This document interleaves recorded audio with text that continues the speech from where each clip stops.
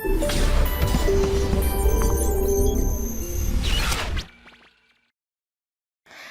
students, my name is Eba Akhtar. I am your chemistry faculty and yes, अभी तक हमने first chapter के chemical reaction and equations, जो आपका first chapter है क्लास 10th साइंस का, जिसमें आपने सारे टॉपिक्स कवर कर लिए हैं। हमने केमिकल रिएक्शंस के बारे में पढ़ लिया फर्स्ट चैप्टर में, how to balance a chemical reaction ये भी हमने फर्स्ट चैप्टर में पढ़ा है ना।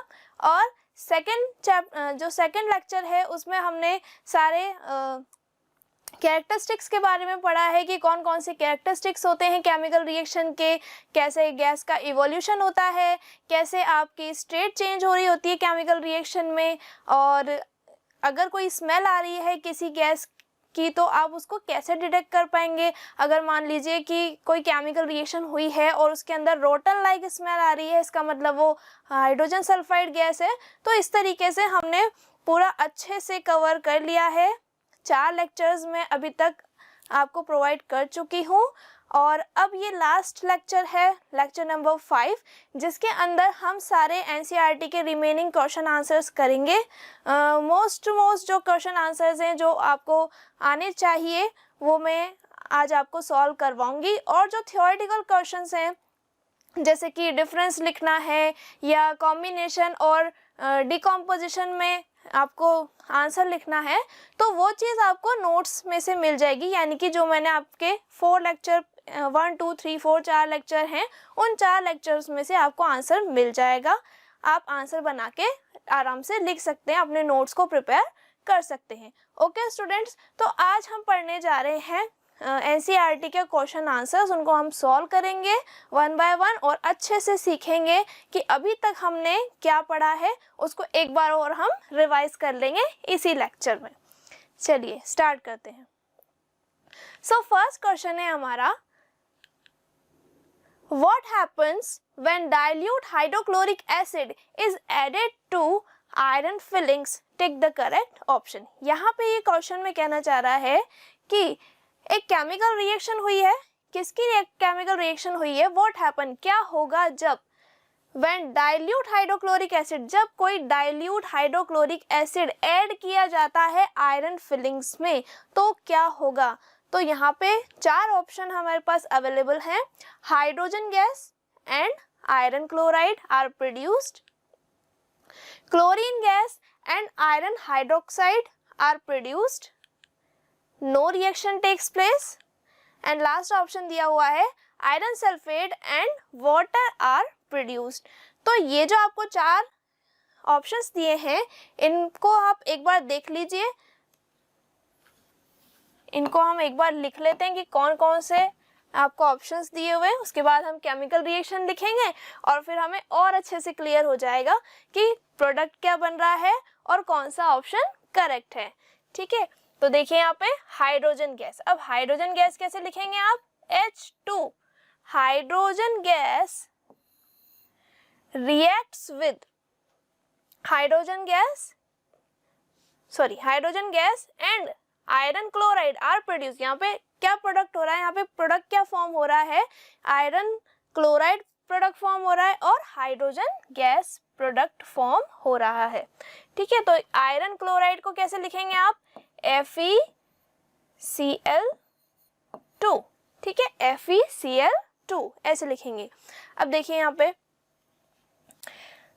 कंपाउंड में अपने पास 2 चीजें बन रही है, एक तो हाइड्रोजन गैस बन रही है और FeCl2 बन रहा है। अब नेक्स्ट ऑप्शन पर आते हैं, chlorine gas. Chlorine gas Cl2, chlorine gas को कैसे लिखेंगे आप, Cl2 and iron hydroxide are produced. Iron hydroxide की बात कर रहा है तो FeOH whole twice.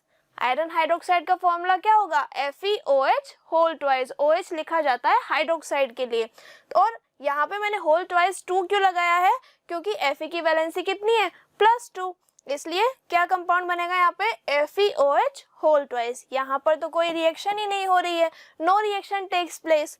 Last option में आपको क्या दिया हुआ है, iron sulphate and water are produced. Iron sorry iron salt and water are produce, iron का कोई सॉल्ट प्रोड्यूस हो रहा है तो आयरन का कोई सॉल्ट आप ऐसे भी लिख सकते हैं कि जैसे Fe और SO4, है ना, ये भी हो सकता है, क्योंकि यहाँ पे उसने पर्टिकुलर नहीं बताया है कि क्लोराइड बन रहा है या सल्फेट बन रहा है, कौन सा सॉल्ट बन रहा है ये हमें पता नहीं है, और ये बोल रहा है कि वाटर का फॉर्मेशन हुआ है। ठीक है, इतना क्लियर है सबको? ओके, देखिए अब हम केमिकल रिएक्शन को लिखते हैं, उससे हमें और ज़्यादा क्लियर हो जाएगा। तो यहाँ पर हमारा डाइल्यूट हाइड्रोक्लोरिक एसिड,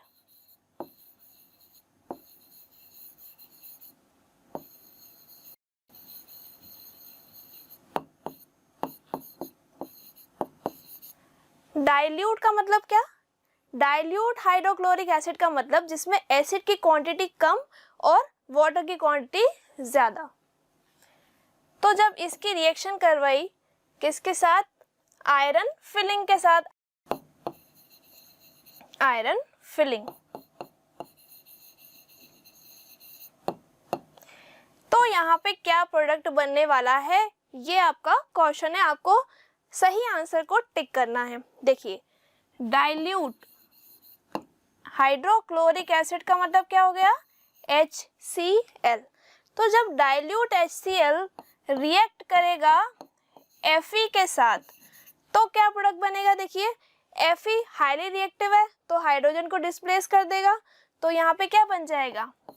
FeCl2 बन जाएगा। अब आप बोलोगे कि FeCl क्यों नहीं बना मैम, FeCl2 ही क्यों बना? देखिए अगर मैं यहाँ पे FeCl बना देती तो क्या ये कंपाउंड सही है? नहीं, बिल्कुल नहीं। क्यों? क्योंकि यहाँ पे Fe में Fe की वैलेंसी कितनी है?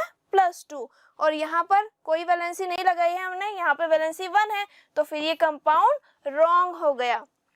इसलिए आपको क्या लिखना पड़ेगा यहाँ पे? FeCl2 iron chloride. तो क्या कंपाउंड बन रहा है यहाँ पे हमारा? आयरन क्लोराइड बन रहा है। ठीक है, और साथ ही में जो हाइड्रोजन है, हाइड्रोजन गैस प्रोड्यूस हो रही है, क्योंकि यहाँ पे आपको इसके 2 मोल्स लेने पड़ेंगे HCl के, तो यहाँ पर हाइड्रोजन गैस रिलीज हो रही है ना। तो क्या कंपाउंड बना बच्चों यहाँ पे? FeCl2। FeCl2 क्या है? Iron chloride. और कौन सी गैस प्रोड्यूस हो रही है? हाइड्रोजन गैस प्रोड्यूस हो रही है। इसका मतलब ए ऑप्शन बिल्कुल सही है, ए ऑप्शन बिल्कुल सही है। क्लियर है सबको? सबको अच्छे से समझ में आ रहा है? सब नोट्स प्रिपेयर कर रहे होंगे। आई होप अभी तक के जितने भी लेक्चर्स हैं और जो मैं आज पढ़ाने जा रही हूँ आप उसके प्रॉपर नोट्स बना रहे होंगे और सबको बहुत मज़ा आ रहा होगा पढ़ने में। चलिए नेक्स्ट क्वेश्चन पर आ जाते हैं। क्वेश्चन नंबर 2, यहाँ पे लिखा है Fe2O3, that means iron oxide. Fe2O3 when reacts with aluminium, when Fe2O3 reacts with aluminium metal, it gives Al2O3 and Fe। यानी कि ये बोल रहा है कि जब आयरन ऑक्साइड एल्यूमिनियम मेटल के साथ रिएक्ट करता है तो वहाँ पे कोई एक ऐसी रिएक्शन होती है जिससे कि एल्यूमिनियम ऑक्साइड बन जाता है और आयरन मेटल अलग हो जाता है। The above reaction is an example of, तो आपको ऑप्शंस में से बताना है कि किस रिएक्शन का ये एग्जाम्पल है। Combination reaction, double displacement reaction, decomposition reaction and last one displacement reaction. तो अब आपको इतना तो पता चल गया होगा कि ये जो है ये डिस्प्लेसमेंट रिएक्शन का एग्जाम्पल है। कैसे पता चला आपको? क्योंकि यहाँ पर मैंने आपको प्रीवियस क्लासेस में भी सिखाया है कि अगर जो हाईली रिएक्टिव एलिमेंट है वो सॉल्यूशन में से क्या करेगा? लेस रिएक्टिव एलिमेंट को डिस्प्लेस कर देगा। ठीक है, तो सबसे पहले यहाँ पे दिया हुआ है कॉम्बिनेशन रिएक्शन। तो ये कॉम्बिनेशन रिएक्शन तो है नहीं। क्यों नहीं है? क्योंकि कॉम्बिनेशन रिएक्शन में 2 या 2 से ज़्यादा रिएक्टेंट्स रिएक्ट करते हैं और एक सिंगल प्रोडक्ट बनाते हैं, लेकिन यहाँ पे तो एक से ज़्यादा प्रोडक्ट बन रहा है। इसका मतलब ये हमारा आंसर नहीं है। सेकंड है double displacement reaction. Double displacement reactions में दो कंपाउंड रिएक्ट करते हैं और दो कंपाउंड रिएक्ट करके दो ही प्रोडक्ट बनते हैं। ये तो यहाँ पे क्लियर है कि दो कंपाउंड रिएक्ट कर रहे हैं बट दो ही प्रोडक्ट बन रहे हैं। लेकिन वहाँ पे क्या होता है, डबल डिस्प्लेसमेंट रिएक्शन में म्यूचुअल एक्सचेंज हो रहा होता है आयंस का। लेकिन यहाँ पे ऐसा कोई म्यूचुअल एक्सचेंज मुझे देखने को नहीं मिल रहा। यहाँ पे हमारे पास वैसा कंपाउंड नहीं है। ठीक है, तो अब देखिए नेक्स्ट पर आ जाते हैं हम, डीकॉम्पोजिशन रिएक्शन। डीकॉम्पोजिशन रिएक्शन तो ये बिल्कुल भी नहीं है, क्योंकि डीकॉम्पोजिशन रिएक्शन में तो हम एक कंपाउंड को तोड़ देते हैं, एक कंपाउंड को डिस्प्लेस कर देते हैं इनटू सिंपलर सब्सटेंसेस। तो डबल डिस्प्लेसमेंट रिएक्शन भी नहीं है और डीकॉम्पोजिशन भी नहीं है। तो फिर ये कौन सी रिएक्शन है? डिस्प्लेसमेंट रिएक्शन है। ये एक सिंगल डिस्प्लेसमेंट रिएक्शन है।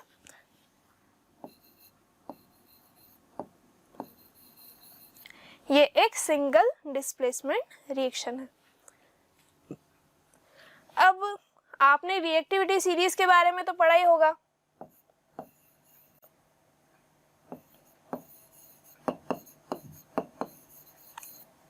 रिएक्टिविटी सीरीज, तो रिएक्टिविटी सीरीज का मैंने आपको बहुत ही शॉर्ट ट्रिक समझाया था। जो मेरा लेक्चर था उस प्रीवियस लेक्चर, उसमें मैंने आपको रिएक्टिविटी सीरीज का बहुत ही शॉर्ट ट्रिक समझाया था। चलिए एक बार फिर से हम उसको रिवाइज करते हैं और जानते हैं कि वो शॉर्ट ट्रिक क्या था और हम उसको कैसे याद कर सकते हैं। ठीक है,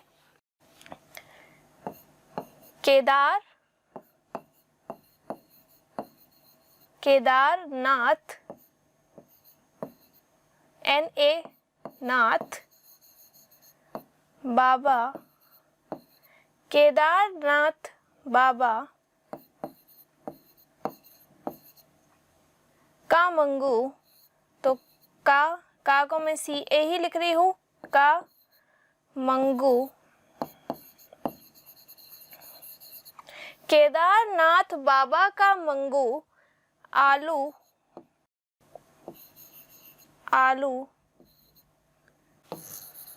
केदारनाथ बाबा का मंगू एल्यूमिनियम मतलब आलू जरा फीके नहीं, स्पाइसी पकाता है,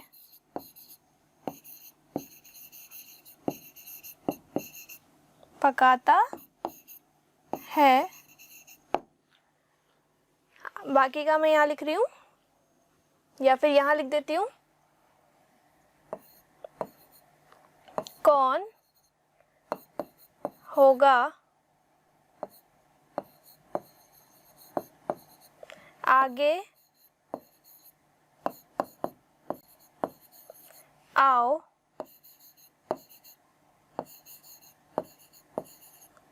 वरना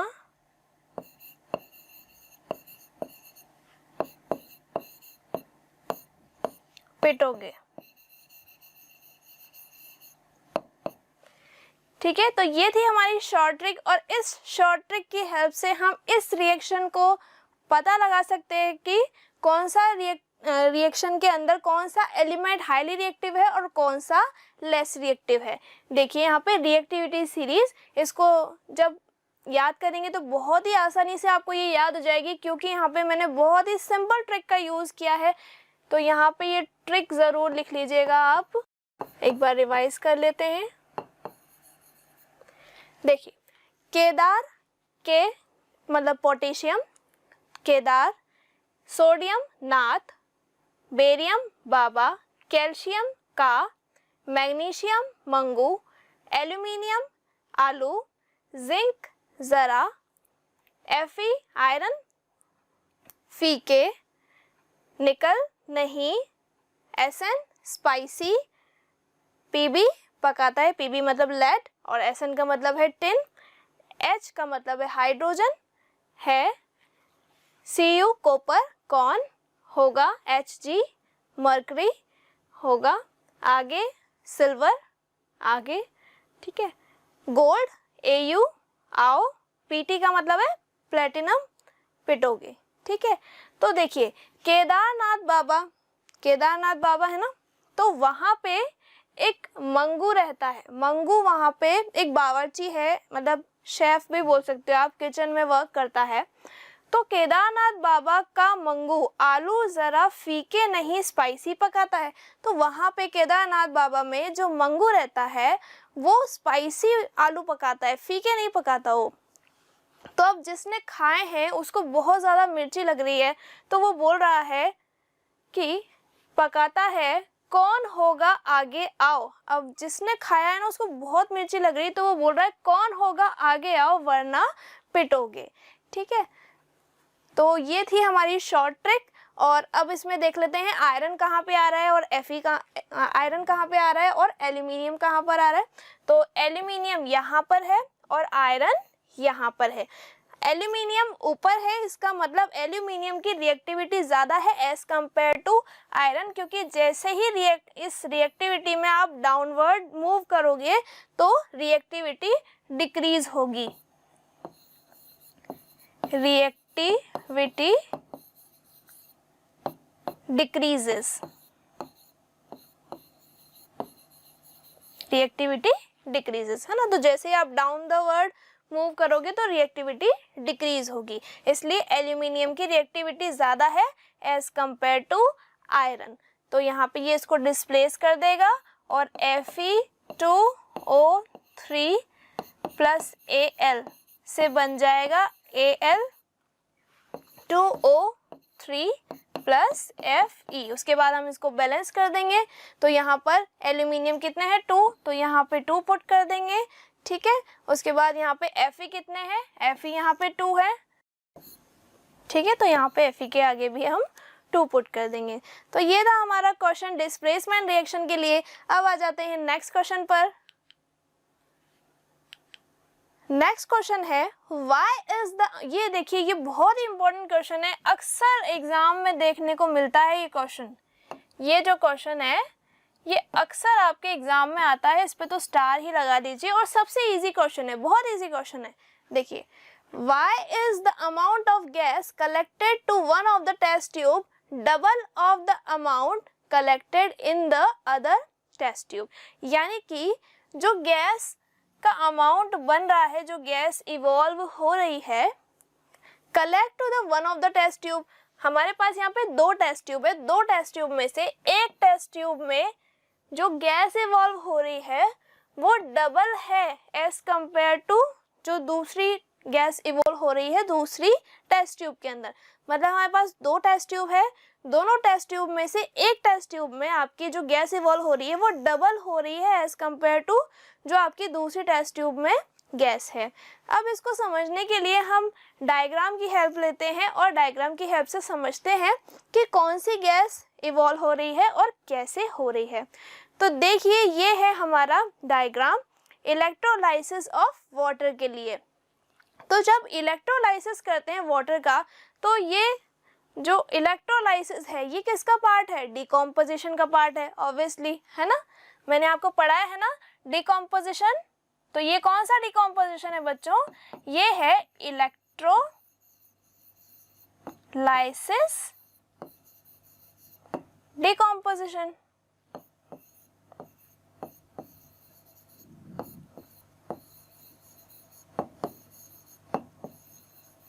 electrolysis decomposition.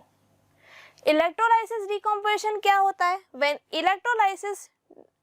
when decomposition is carried out with the help of electricity, or we can say when decomposition is carried out with the help of passing electricity is called electrolysis decomposition.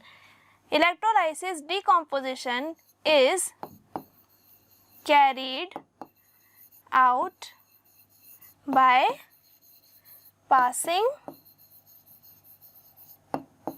electricity.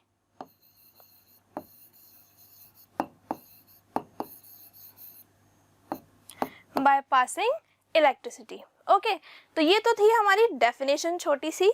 और अब देखते हैं इस diagram में actually हो क्या रहा है। देखिए यहाँ पर एक प्लास्टिक का कंटेनर लेना है आपको, एक प्लास्टिक कंटेनर लेना है और उस प्लास्टिक कंटेनर के अंदर टेस्ट ट्यूब्स को इन्वर्टेड रखना है। इन्वर्टेड का मतलब क्या होता है? उल्टा। ठीक है, एक आपको प्लास्टिक कंटेनर लेना है और प्लास्टिक कंटेनर में आपको टेस्ट ट्यूब को इन्वर्टेड प्लेस कर देना है। ओके, अब देखिए, अब आपको उसके अंदर वाटर फिलअप करना है और इस तरीके से प्लेस करना है कि यहाँ पर आपको रबर स्टॉपर भी लगाने हैं। रबर स्टॉपर की हेल्प से क्या होगा? रबर स्टॉपर की हेल्प से यहाँ पे वाटर का लीकेज नहीं होगा और ये यहाँ पे फिक्स रहेगा। ठीक है, तो अब क्या होगा, जैसे ही आप यहाँ से करंट पास करेंगे, यहाँ पे आपने 6 वॉट की बैटरी ली है, तो जैसे ही यहाँ पे वायर के थ्रू करंट पास होगा, यहाँ पे हमने इलेक्ट्रोड बनाया है जो कि डिकम्पोजिशन में हेल्प करेगा। तो यहाँ पे जो इलेक्ट्रोड बने हुए हैं दोनों टेस्ट ट्यूब्स के अंदर, वो किसके बने हुए हैं? वो हैं ग्रेफाइट रॉड के। अब जानते हैं ना कि ग्रेफाइट में क्या होता है कि इस तरीके का स्ट्रक्चर होता है जिसमें कार्बन जो है वो सिर्फ 3 बॉन्ड बनाता है और 1 बॉन्ड फ्री होता है। हमने यहाँ पे ग्रेफाइट रॉड ही क्यों ली है? देखिए, जो ग्रेफाइट होता है, ग्रेफाइट आप सभी ने देखा होगा, पेंसिल यूज किया ना सबने, तो पेंसिल का जो पार्ट होता है, कोर पार्ट, उसमें ग्रेफाइट ही तो होता है। अब उसमें स्ट्रक्चर कुछ इस तरीके से होता है, कुछ इस तरीके से उसमें स्ट्रक्चर होता है आपका, है ना। तो यहाँ पर कार्बन प्रेजेंट होते हैं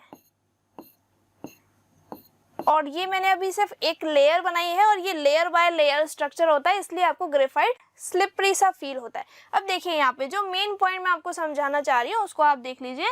यहाँ पे ये जो सेंट्रल कार्बन है वो कितने बॉन्ड बना रहा है? 1, 2 एंड 3। और हम जानते हैं कि कार्बन के पास लास्ट शेल के अंदर 4 इलेक्ट्रॉन्स होते हैं। कार्बन के पास लास्ट शेल में, एटम के अंदर लास्ट शेल में कितने इलेक्ट्रॉन्स होते हैं?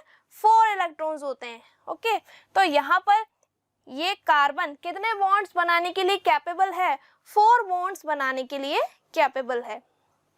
तो यहाँ पर एक बॉन्ड तो ये ऐसे बना रहा है, एक ऐसे बना रहा है और एक ऐसे बना रहा है, यानी कि 3 बॉन्ड्स तो बन रहे हैं, लेकिन यहाँ पे ये जो इलेक्ट्रॉन है ये फ्री है ना। तो यहाँ पर जो फ्री इलेक्ट्रॉन है वो फ्री इलेक्ट्रॉन रेस्पॉन्सिबल है करंट को फ्लो करने के लिए, इसलिए हमने यहाँ पे ग्रेफाइट रॉड का यूज किया है। तो ग्रेफाइट का तो मिटा देते हैं हम। अब आपको समझ में आ गया कि ग्रेफाइट में से करंट पास कैसे होती है, क्योंकि इसमें जो कार्बन होता है, सेंट्रल कार्बन, वो 3 ही कार्बन से अटैच होता है और जो फ्री इलेक्ट्रॉन्स हैं उसकी वजह से यहाँ पे करंट फ्लो हो पाती है। अब जैसे ही आप स्विच को ऑन करेंगे, जैसे ही आप स्विच ऑन करेंगे तो स्विच ऑन करते ही क्या होगा, यहाँ से करंट फ्लो होना शुरू हो जाएगी। करंट कैसे फ्लो होती है? Positive to negative, sorry negative to positive. ठीक है, करंट फ्लो हो जाती है। अब देखिए यहाँ पे करंट फ्लो हो रही है। करंट फ्लो होने के बाद क्या होगा, यहाँ पे इलेक्ट्रोड्स के अंदर करंट पास होगी, प्लस और माइनस चार्ज बनने लग जाएंगे। अब देखिए वाटर का फॉर्मूला क्या है? H2O। वाटर का फॉर्मूला क्या है? H2O। तो इसमें से कौन कौन सी गैसेस रिलीज होगी? हाइड्रोजन और ऑक्सीजन गैसेस रिलीज होंगी। अब देखिए यहाँ पे बैटरी के पॉजिटिव टर्मिनल से जो इलेक्ट्रोड कनेक्टेड है उसे आप एनोड कहेंगे और बैटरी के नेगेटिव टर्मिनल से जो इलेक्ट्रोड कनेक्टेड है उसे आप क्या कहेंगे? कैथोड कहेंगे। यानी कि ये तो पॉजिटिव है और ये नेगेटिव है, ये आपका पॉजिटिव है और वो नेगेटिव है। ठीक है, तो ये वाला इलेक्ट्रोड पॉजिटिव और ये वाला इलेक्ट्रोड नेगेटिव। अब करंट पास होगी तो वाटर का इलेक्ट्रोलाइसिस होगा, उसमें से हाइड्रोजन और ऑक्सीजन गैसेस रिलीज होंगी। अब यहाँ पे लिखा हुआ है कि यहाँ पे कौन सी गैस रिलीज हुई है? O2 गैस रिलीज हुई है। और यहाँ पे कौन सी गैस रिलीज हुई है? H2 गैस रिलीज हुई है। तो चलिए इसको केमिकल रिएक्शन के थ्रू समझते हैं। देखिए यहाँ पे आपने क्या लिया है? वाटर लिया है, H2O, वाटर। इतना तो सब जानते हैं, वाटर का फॉर्मूला H2O होता है। अब जैसे ही यहाँ पे आपने करंट पास की है ना। तो करंट पास करने से क्या हुआ, हाइड्रोजन गैस इवॉल्व हुई और ऑक्सीजन गैस इवॉल्व हुई। ठीक है, तो देखिए यहाँ पे अब इसको हम बैलेंस करेंगे क्योंकि ये अभी कैसी रिएक्शन है, ये एक स्केलेटल केमिकल इक्वेशन है, इसलिए हम इसे अब बैलेंस करेंगे। तो हम देख पा रहे हैं कि यहाँ पे ऑक्सीजन कितने हैं 2, तो यहाँ पे भी कितने होने चाहिए 2, लेकिन जैसे हमने यहाँ पे 2 पुट किया तो हाइड्रोजन कितने हो गए 4, तो यहाँ पे भी हमें 2 पुट करना पड़ेगा, यानी कि 2 मोल यहाँ पे हाइड्रोजन गैस के हैं और 1 मोल यहाँ पे ऑक्सीजन गैस का है। ऑब्वियसली यहाँ पे 2 मोल हैं, यानी कि हाइड्रोजन गैस ही डबल अमाउंट में प्रोड्यूस हुई है, तो यहाँ पे इस वाली टेस्ट ट्यूब के अंदर हाइड्रोजन गैस डबल अमाउंट में प्रोड्यूस हुई है और O2 गैस का 1 ही मोल है अकॉर्डिंग टू रिएक्शन। ठीक है, तो वो पूछ रहा है कि कौन सी गैस है, नेम बताइए, तो हाइड्रोजन गैस।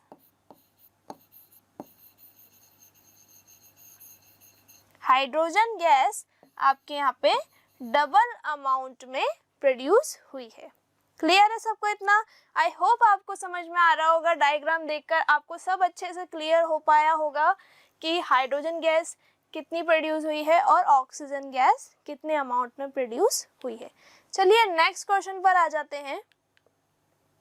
नेक्स्ट क्वेश्चन है, translate the following statement into chemical equations and then balance them.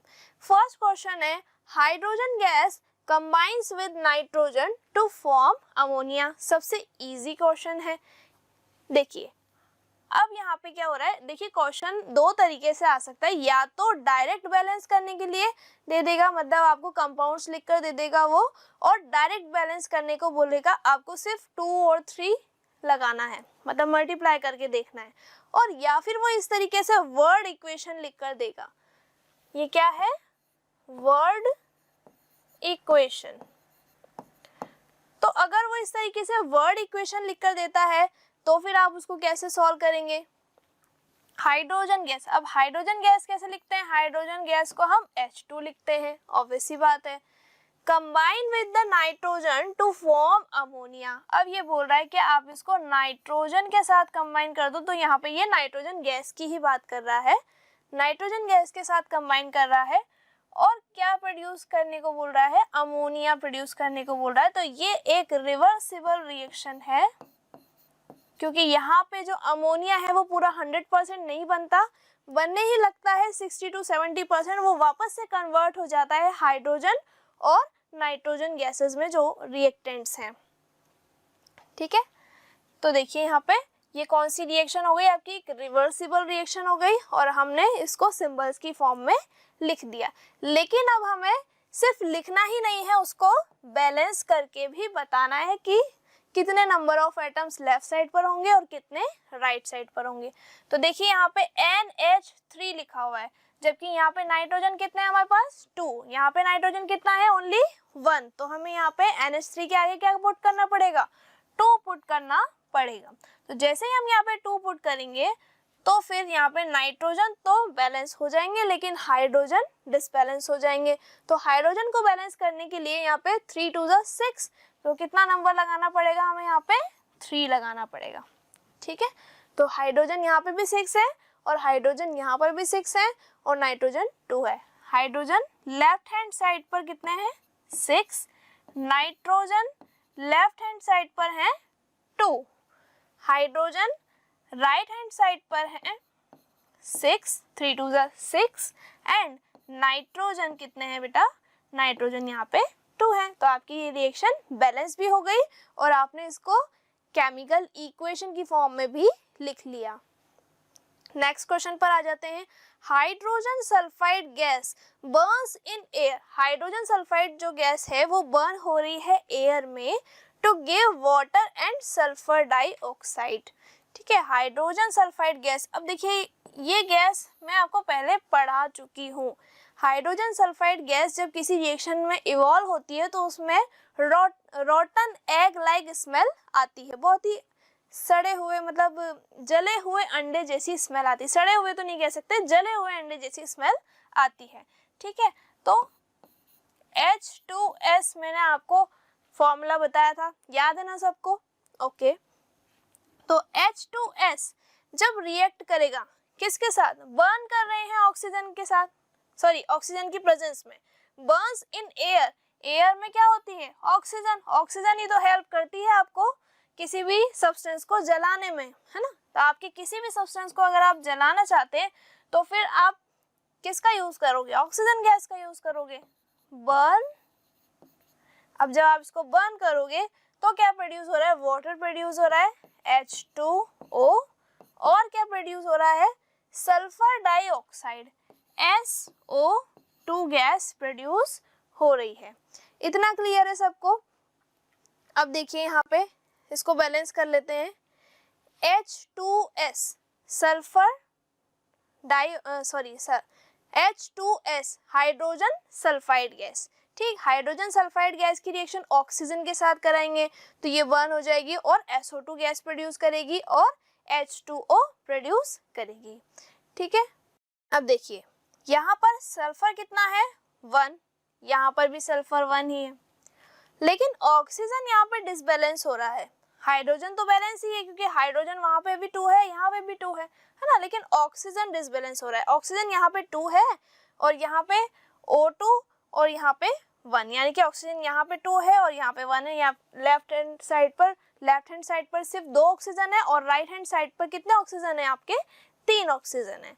Okay, तो अगर मान लीजिए अगर मैं यहाँ पे 2 लगाऊं, सपोज, है ना, हम इसको सॉल्व करके देख रहे हैं, अगर मैं यहाँ पे 2 लगाती हूँ तो क्या होगा, अगर मैंने यहाँ 2 पुट कर दिया तो मेरे पास सल्फर भी 2 हो जाएंगे, ऑक्सीजन कितने हो जाएंगे यहाँ पे 5 हो जाएंगे, है ना, सॉरी 4 हो जाएंगे, 4 और 1 5 हो जाएंगे। इतना क्लियर है, ठीक है। मान लीजिए मैंने यहाँ पे 2 पुट कर दिया, है ना, तो यहाँ पर फिर 5 हो जाएंगे तो फिर हमें 5 तो चाहिए नहीं।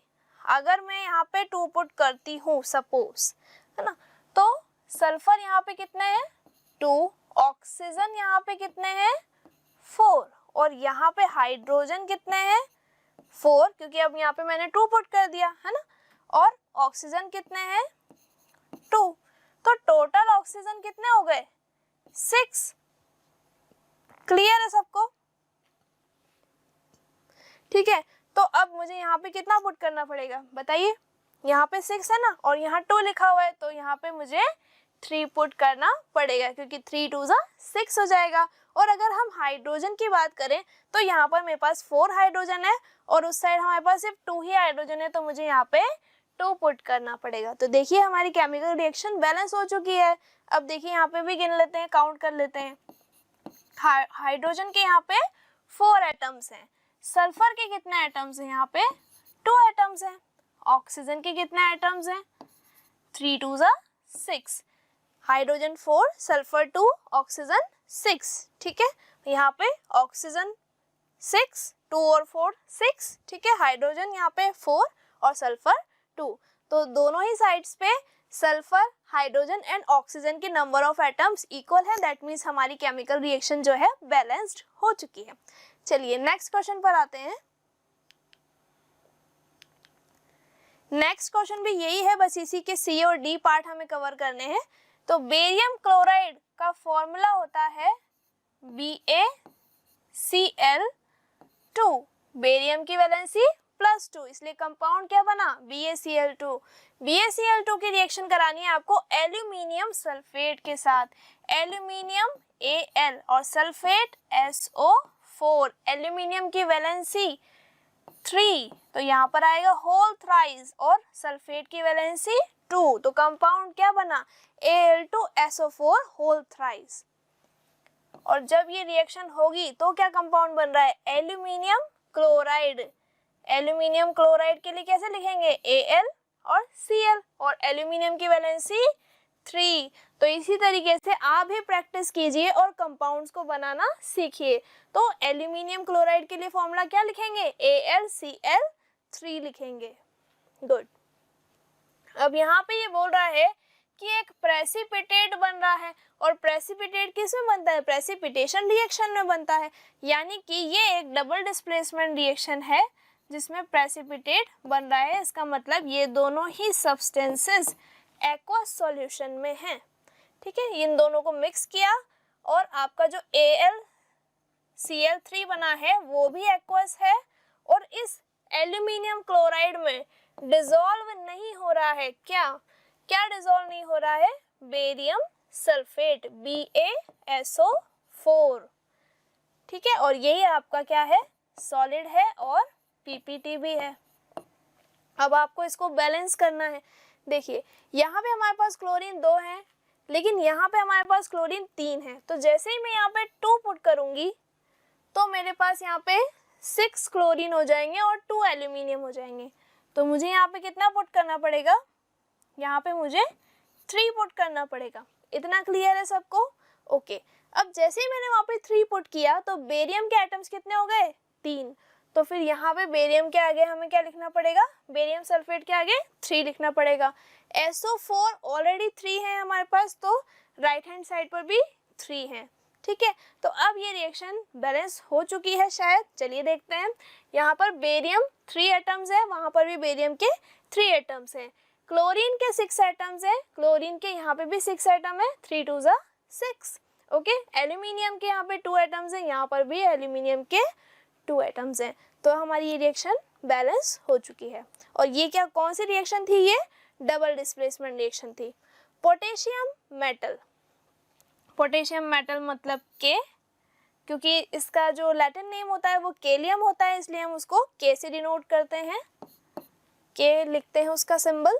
रिएक्ट्स विद वाटर H2O, तो जब पोटेशियम की रिएक्शन H2O वाटर के साथ कराएंगे तो क्या होगा?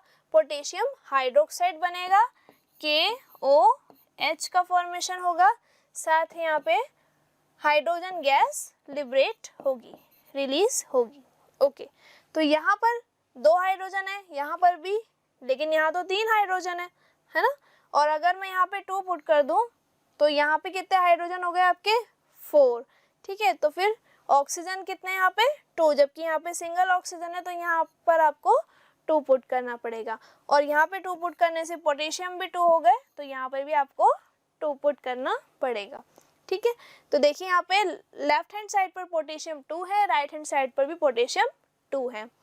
लेफ्ट हैंड साइड पर हाइड्रोजन के एटम्स 4 हैं, राइट हैंड साइड पर भी हाइड्रोजन के एटम्स 4 ही हैं, 2 यहाँ पे हैं और 2 यहाँ पर हैं। ऑक्सीजन के 2 एटम्स हैं और यहाँ पर भी ऑक्सीजन के 2 एटम्स हैं। चलिए अब नेक्स्ट क्वेश्चन करते हैं। नेक्स्ट क्वेश्चन है, right the balance chemical equation for the following and identify the type of reaction in each case. यानी कि आपको ना कि सिर्फ केमिकल इक्वेशन को लिखना है, उसको बैलेंस करना है, बल्कि आपको उसका टाइप भी बताना है कि वो कौन से टाइप की केमिकल इक्वेशन है। देखिए यहाँ पे पोटेशियम ब्रोमाइड एक्वस है और बेरियम आयोडाइड भी एक्वस है, दोनों सब्सटेंस एक्वस हैं। तो ऐसा किस रिएक्शन में लेते हैं हम? डबल डिस्प्लेसमेंट रिएक्शन में लेते हैं, क्योंकि यहाँ पे देखिए सॉलिड सब्सटेंस भी बन रहा है जो डिसॉल्व नहीं होगा किसमें? पोटेशियम आयोडाइड में। कहीं पे अगर आपके 2 एक्वस सॉल्यूशन रिएक्ट करके कोई सॉलिड सब्सटेंस बना रहे हैं जो कि एक्वस में डिसॉल्व नहीं हो रहा है, तो वो क्या है? एक प्रेसिपिटेशन रिएक्शन है, एक डबल डिस्प्लेसमेंट रिएक्शन है। देखिए potassium bromide KBr, potassium bromide का फॉर्मूला क्या होगा? KBr, क्योंकि दोनों की ही वैलेंसी 1 है इसलिए KBr लिखा जाएगा। तो KBr एक एक्वस सब्सटेंस है। अब इस KBr के रिएक्शन आप कराएंगे बेरियम आयोडाइड के साथ, BaI2 के साथ, बेरियम आयोडाइड, ये भी एक्वस है। तो दोनों सब्सटेंस रिएक्ट करके क्या बनाएंगे? पोटेशियम आयोडाइड KI बनाएंगे, प्लस बेरियम ब्रोमाइड BaBr2। तो BaBr2 क्या है हमारा? PPT है, जो कि सॉलिड सब्सटेंस है, जो कि डिसॉल्व नहीं होगा किसमें? पोटेशियम आयोडाइड सॉल्यूशन में, ठीक है। इतना क्लियर है सबको? अब इसको हम बैलेंस कर लेते हैं। देखिए यहाँ पे बेरियम 1 है और ब्रोमीन के 2 एटम्स हैं। बेरियम यहाँ पे 1 है, लेकिन ब्रोमीन के 2 एटम हैं, तो यहाँ पे आपको 2 पुट करना पड़ेगा। अब जैसे ही आपने 2 पुट किया तो पोटेशियम कितने हो गए? 2। तो जैसे आप यहाँ पे 2 पुट करेंगे तो पोटेशियम राइट हैंड साइड पर भी आपके कितने हो जाएंगे? 2 हो जाएंगे। तो आयोडीन भी यहाँ पे 2 हो जाएंगे और आयोडीन लेफ्ट हैंड साइड पर भी हमारे पास कितने थे, 2 थे। तो ये केमिकल रिएक्शन बैलेंस हो गई है। और ये कौन सी केमिकल रिएक्शन है, double displacement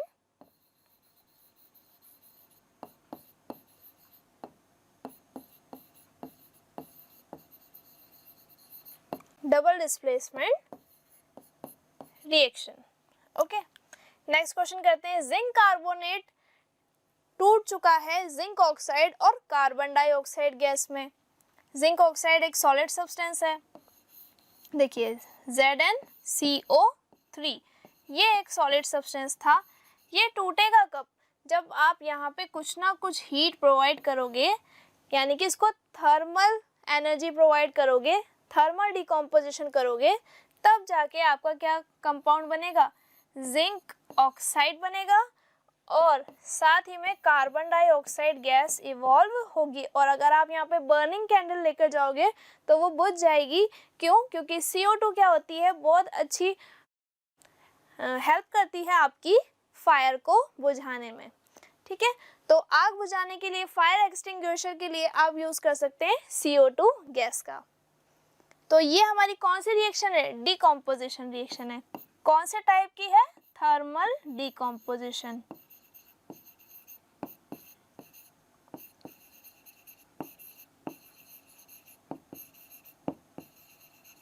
thermal decomposition reaction. ठीक है, नेक्स्ट क्वेश्चन करते हैं, सी वाला पार्ट करते हैं इसका। सी पार्ट में लिखा है hydrogen plus chlorine. Hydrogen gas जब कंबाइन होगी क्लोरीन गैस के साथ तो क्या प्रोड्यूस हो रहा है, हाइड्रोक्लोरिक एसिड प्रोड्यूस हो रहा है, यानी कि गैसियस फॉर्म में प्रोड्यूस हो रहा है, ये वेपर की फॉर्म में। तो यहाँ पे आप 2 पुट कर देंगे तो क्लोरीन और हाइड्रोजन के एटम्स बैलेंस हो जाएंगे। तो ये कौन सी रिएक्शन है आपकी, 2 रिएक्टेंट्स कंबाइन हुए, क्या बना, सिंगल प्रोडक्ट बना। तो कौन सी रिएक्शन है, combination reaction. Combination reaction. Next question करते हैं, लास्ट क्वेश्चन है मैग्नीशियम। मैग्नीशियम का सिंबल Mg। मैग्नीशियम की रिएक्शन हाइड्रोक्लोरिक एसिड के साथ करा रहे हैं, हो सकता है यहाँ पे इसने डाइल्यूट हाइड्रोक्लोरिक एसिड लिया हो। ठीक है, तो HCl लिया है, हाइड्रोक्लोरिक एसिड, एक्वस सॉल्यूशन है ये, और ये सॉलिड है, ये सॉलिड सब्सटेंस है। तो जब ये रिएक्ट करेंगे तो क्या बनाएंगे, मैग्नीशियम क्लोराइड बनाएंगे, MgCl2, क्योंकि मैग्नीशियम की वैलेंसी +2 है इसलिए यहाँ पर 2 आया है, और हाइड्रोजन गैस इवॉल्व हो रही है। अब इस केमिकल रिएक्शन को बैलेंस करते हैं। कौन सी रिएक्शन हो रही है, देखिए यहाँ पे मैग्नीशियम जो है वो हाईली रिएक्टिव है एज कंपेयर टू हाइड्रोजन, तो आप यहाँ पे इसको डिस्प्लेसमेंट रिएक्शन बोल सकते हो।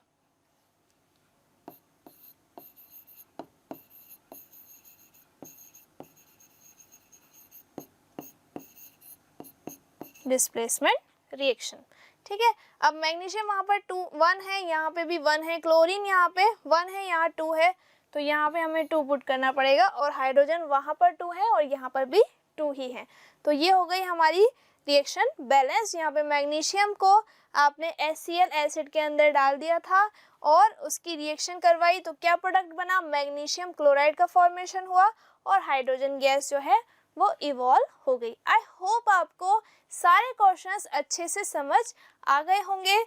अभी तक हमने जितना भी पार्ट पढ़ा है तो हमने NCERT के सारे ही टॉपिक्स को अच्छे से क्लियर कर लिया है, अच्छे से पढ़ लिया है, कोई भी टॉपिक रिमेनिंग नहीं बचा है। हमने सारे टॉपिक्स को कवर कर लिया है। सबसे पहले मैंने आपको फर्स्ट लेक्चर में पढ़ाया कि केमिकल रिएक्शन क्या होती है, आप उसको कैसे लिख सकते हो, बैलेंस कैसे कर सकते हो, साथ ही मैंने आपको पढ़ाया कि उसके रूल्स क्या होते हैं उसको लिखने के।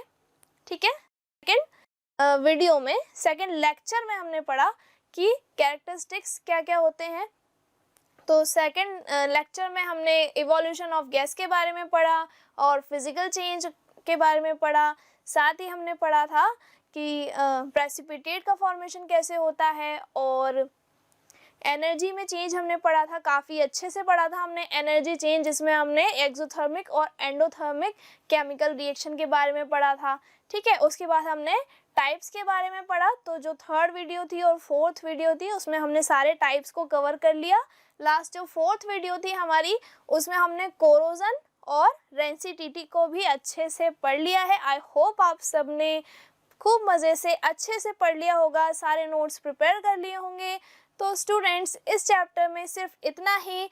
नेक्स्ट चैप्टर के लिए हम आपको फिर से मिलेंगे, नेक्स्ट वीडियो लेकर आएंगे और उसमें भी आपको खूब मज़ा आने वाला है। ओके स्टूडेंट्स, तो अगर आपको ये वीडियो अच्छा लगे तो हमारे चैनल मोशन फाउंडेशन को सब्सक्राइब कीजिए, बेल आइकन को प्रेस कीजिए और अपने फ्रेंड्स के साथ शेयर करना और लाइक करना बिल्कुल भी मत भूलिएगा।